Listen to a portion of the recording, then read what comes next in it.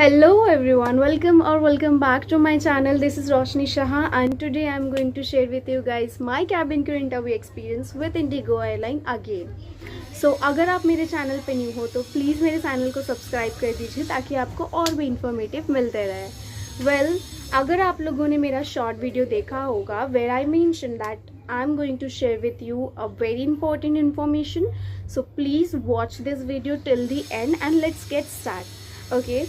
So as usual फ़िलहाल के लिए बस इंडिगो एयरलाइन ही हायर कर रहा है मुंबई में, तो इंडिगो के लिए ही गई थी मैं एंड 26 मार्च को था जो कि तो आप लोगों ने मेरा वो भी शॉर्ट वीडियो देखा होगा जहाँ पे मैंने आपको बताया था कि जहाँ मुझे बीएमआई में रिजेक्ट कर दिया था। ठीक है, उस दिन मेरा फर्स्ट राउंड अच्छा गया था और उस दिन जो एचआर आई थी फर्स्ट राउंड के लिए वही सेम एचआर 26 को भी आई थी एंड हमेशा की तरह मैं फ़र्स्ट ग्रुप में ही जाना प्रेफर करती हूँ। तो वहाँ पहुँचते ही मैं फ़र्स्ट ग्रुप में गई सबसे पहले और मैम ना ज़्यादा किसी का वेट नहीं करती, उन्होंने ना जितने 10 के 10 आए थे तो उन्होंने इंटरव्यू लेना स्टार्ट कर दिया था और मैम जल्दी आ गई थी।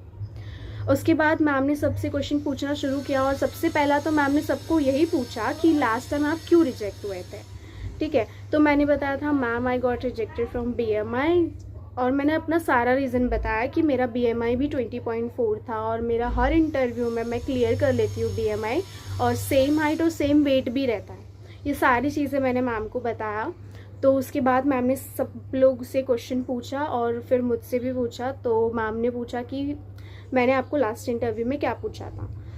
सो मैंने उनको बताया कि she asked me that how I improve my communication skill.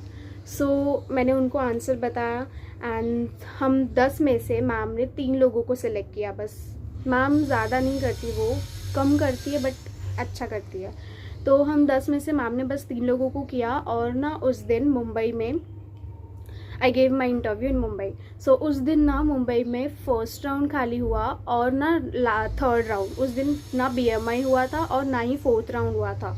जो फोर्थ राउंड होने वाला था ना वो नेक्स्ट इंटरव्यू में होने वाला था, that was in 31 March. Okay, so उसके अलावा जब हम लोग काफ़ी देर वेट किए हमारा फर्स्ट राउंड होने के बाद और ना उस दिन बहुत ही कम लोग आए थे। आपने शॉर्ट वीडियो में भी देखा होगा मैंने जो डाला है उसमें उस दिन बहुत कम लोग आए थे। I don't know why, may be Holi के नेक्स्ट डे ही था इसलिए कम थे या फिर I don't know the reason, but बहुत कम लोग आए थे क्योंकि वेन्यू पूरा खाली ही था। ऑलमोस्ट लग ही नहीं रहा था कि आज इंटरव्यू, क्योंकि हमेशा की क्राउड के हिसाब से तो उस दिन बहुत कम लोग आए थे, पूरा वेन्यू खाली ही दिख रहा था ऑल टाइम। तो उस दिन सब लोगों का हो गया। फिर थर्ड राउंड मैम ने स्टार्ट किया। अब आई डोंट नो उस दिन मैम कौन सी सीक्वेंस से लेके गई थर्ड राउंड में हम लोग का पहला होना चाहिए था बट जो लास्ट में फर्स्ट राउंड दिए उनका शायद रेज्यूमे ऊपर था तो मैम ने उस सीक्वेंस में हमें बिठा दिया। ठीक है, तो हमारा धीरे धीरे करके हुआ और जब मेरी बारी आई तो मुझे ना क्वेश्चन पूछा उन्होंने। First introduce yourself, sir थे। वर्चुअल राउंड होता है as usual third round which is communication round, तो वो एचआर मेल थे। तो उन्होंने मुझसे सबसे पहले पूछा कि introduce yourself. Then he asked me that if given a chance with which celebrity you would like to go for dinner. तो उसका भी आंसर मैंने दिया, अच्छा दिया बट शायद मेरे हिसाब से मुझे जितना बोलना चाहिए था मैंने थोड़ा सा कम बोला। जैसे कि मैंने आपको बताया कि हमें कम्युनिकेशन राउंड में बहुत बोलना पड़ता है बट मुझे कंटेंट नहीं मिल रहा था कि व्हाट शुड आई से नेक्स्ट। देन सर ने मुझे एक और क्वेश्चन किया, दैट वाज अगर कोई न्यू पर्सन है, अगर मुझे उनको और वो उसके लिए ना स्मार्टफोन न्यू है, वो पर्सन के लिए स्मार्टफोन न्यू है तो मैं उसे ये स्मार्टफोन कैसे एक्सप्लेन करूँगी कि व्हाट इज़ दिस। ओके, तो ये उन्होंने मुझसे पूछा। उसका आंसर मैंने काफ़ी अच्छा और काफ़ी देर तक दिया, जब तक सर ने मुझे स्टॉप नहीं बोला तब तक। बट सबका होने के बाद मैम रिजल्ट लेके आई और I got rejected from the third round. Yes, तो मुझे पता चल गया कि अगर मैंने फर्स्ट क्वेश्चन में थोड़ा और बोला रहता तो शायद वो मुझे सिलेक्ट कर लेते नेक्स्ट राउंड के लिए, बट ठीक है। उसके बाद जो मुझे इम्पॉर्टेंट चीज़ आप लोगों को बतानी है वो ये है कि एचआर ने जब हमें रिजेक्ट कर दिया तो वो जानती थी कि मैं again and again like I am going continuously.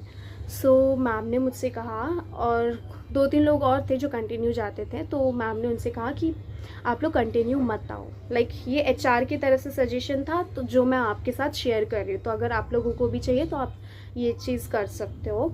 उन्होंने बोला आप कंटिन्यू मत आओ, take a break for a month और 2 मंथ, तो और उसके बाद आओ। लाइक कुछ प्रिपेयर करो या फिर थोड़ा ब्रेक लो, कंटिन्यू मत आओ। आप कंटिन्यू आते हो इसलिए आपको रिजेक्ट किया जाता है, एक रीज़न ये भी है। ऐसा उन्होंने कहा कि आप कंटिन्यू आ रहे हो तो इसलिए आप रिजेक्ट हो रहे हो, तो थोड़ा सा ब्रेक लो, उसके बाद आओ।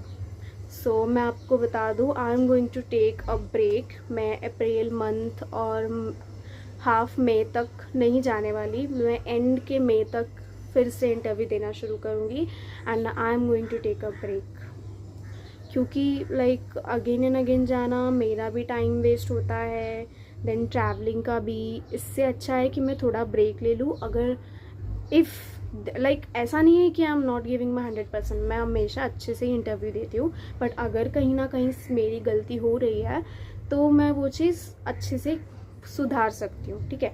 तो आई टुक अ ब्रेक, जिसमें मैं पूरा अच्छे से सब कुछ प्रिपेयर करूँगी। जितने भी क्वेश्चन आज तक पूछे गए हैं वो सारे भी, अगर आपको क्वेश्चन जानने हैं सारे, लाइक सिर्फ मेरा नहीं, जो मेरे फ्रेंड्स को भी पूछा गया है जो वहाँ पे थे, तो आप मुझे बता देना कमेंट बॉक्स में। I will definitely tell you guys about the question. So वो क्वेश्चन सारे मैं प्रिपेयर करके ही अपने नेक्स्ट इंटरव्यू के लिए जाऊँगी। एंड मैं आपको फिर से बोल रही हूँ, इस इंटरव्यू में जब मैं गई थी, I like met my one of my friends that she got selected for 2 months of PhD in the month of in the month of November, and when I saw her I was literally shocked कि यहाँ पे क्या कर रही है। I went her and I asked her that क्या हुआ। She told me that she got rejected from PhD, and बहुत बुरा लगा। Like I can understand PhD से रिजेक्ट होने के बाद कैसा लगता है, वो भी 2 मंथ स्पेशली। तो उसने मुझे कहा कि उसके बैच में 30 लोग थे और सिर्फ 3 लोगों को सिलेक्ट किया। उसके अलावा शी टोल्ड मी दैट जिस दिन उसका फाइनल रिव्यू था उस दिन 3000 लोगों का फाइनल रिव्यू था, तो 3000 में से सिर्फ 33 कैंडिडेट सेलेक्ट हुए। फाइनल रिव्यू था जिन लोगों का। सो मैं फिर बोलूँगी कि प्लीज़ ट्राई करो डायरेक्ट सेलेक्ट होने की। अपने आप को ऐसे प्रिपेयर करो कि क्या आपको एचआर डायरेक्ट ही सिलेक्ट करे, पीएचडी में जाने की ज़रूरत ही ना पड़े। और अगर जाना है तो 1 मंथ केस में जाना, 2 मंथ्स के लिए नहीं।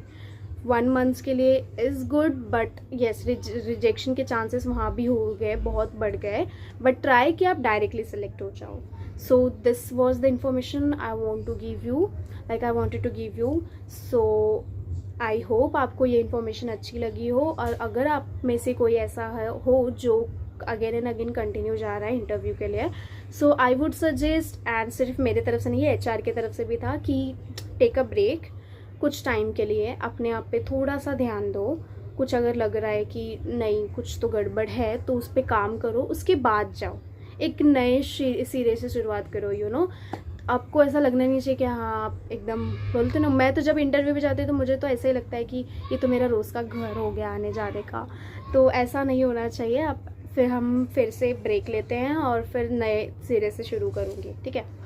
तो आप इस बात का ध्यान रखिएगा, अगर आप ब्रेक लेना चाहें तो ठीक है, नहीं तो कोई बात नहीं, ठीक है। So thank you so much guys to watching this video, and please if you need any help from me, please tell me in comment box. I will definitely help you with everything, okay? And one more thing, please don't forget to share with your friend. अगर आपकी कोई friend हो जो continuously जा रही हो interview के लिए और उसे रिजेक्शन ही मिल रहा हो, शायद उसे भी ब्रेक लेके कुछ अच्छा पॉजिटिव थिंग रिजल्ट आए, राइट, अपने आप पे काम करने के बाद। So that's it, and will meet in my next vlog. तब तक के लिए bye, see you, take care.